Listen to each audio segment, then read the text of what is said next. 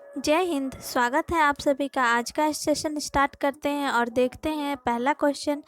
आनुवंशिकता के जनक कहे जाते हैं, कौन कहे जाते हैं? तो इसका आंसर होगा option number C, Mendel. Mendel ने मटर के पौधे पे एक्सपेरिमेंट करके बताया था, आनुवंशिकता को खोजा था। तो ये बहुत ही एग्जाम में पूछा जाता है कि उन्होंने किस पौधे पर एक्सपेरिमेंट किया था। तो वो मटर के पौधे पर एक्सपेरिमेंट किए थे। आगे बढ़ते हैं। अगला क्वेश्चन है, आनुवांशिक की इकाई है, आनुवांशिक की इकाई होता है जीन। ऑप्शन नंबर सी इसका सही आंसर हो जाएगा, क्योंकि जीन ही होता है जो एक पीढ़ी से दूसरे पीढ़ी में गुणों को ट्रांसफ़र करता है, वाहक होता है। तो इसीलिए आनुवांशिक की इकाई कहा जाता है जीन को। आगे बढ़ते हैं। जीन है, यह क्या है?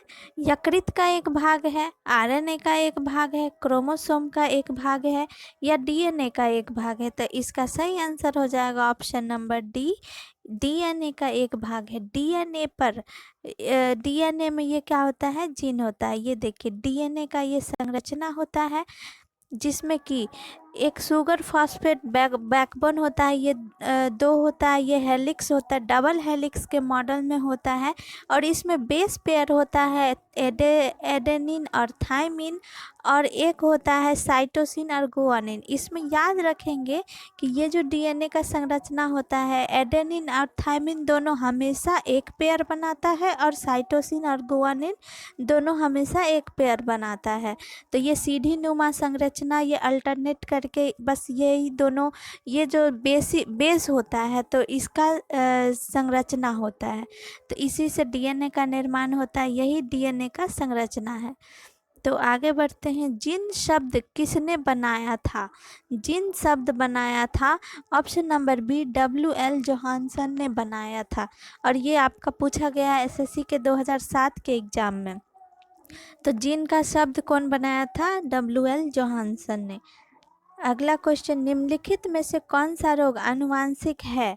तो आनुवांशिक है कौन सा? हीमोफीलिया। ऑप्शन नंबर ए, ये क्या है? आनुवांशिक रोग है। और ये पूछा गया आपका उत्तराखंड पीसीएस 2008 का क्वेश्चन है। आगे बढ़ते हैं। डीएनए उंगली छाप तकनीक का उपयोग किसके संसूचन के लिए किया जाता है?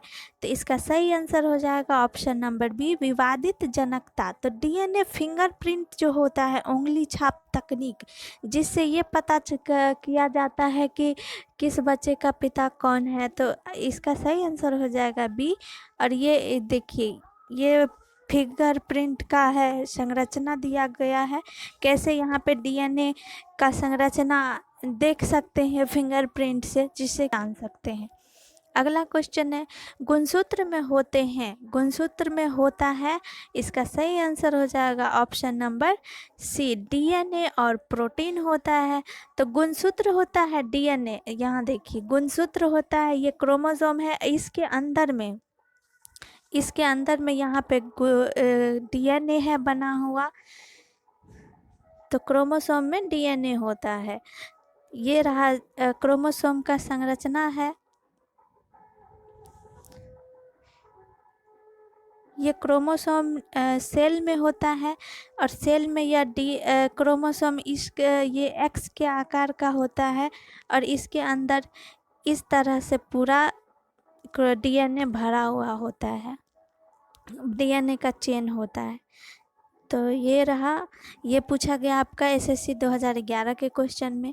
आगे अगला क्वेश्चन है, डीएनए का डबल हेलिक्स मॉडल किसने दिया? तो इसका सही आंसर हो जाएगा ऑप्शन नंबर सी, वाटसन और क्रिक ने।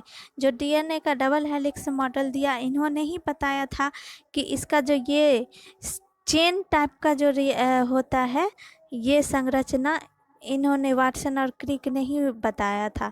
तो जिसमें ये बूंदा बूंदा जो होता है, ये गोल गोल गोल गोल, ये क्या है? प्रोटीन है। और ये क्या है? चेन है बना हुआ। तो ये वाटसन और डीएनए का डबल हेलिक्स मॉडल किसने दिया था?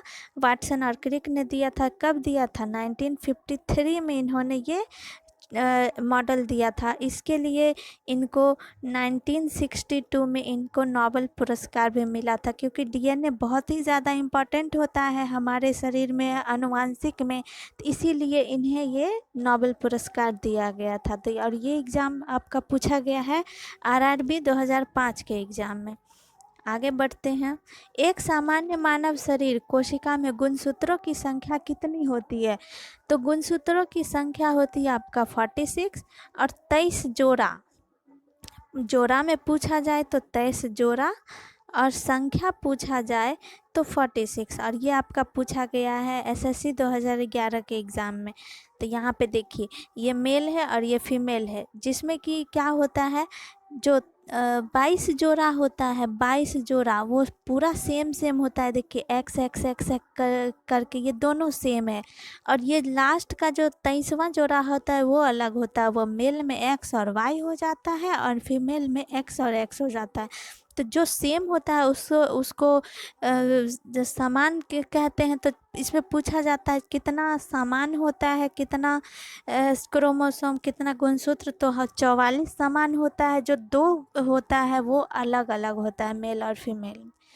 तो कितना हो गया मानव में 46। आगे याद करते हैं क्या है।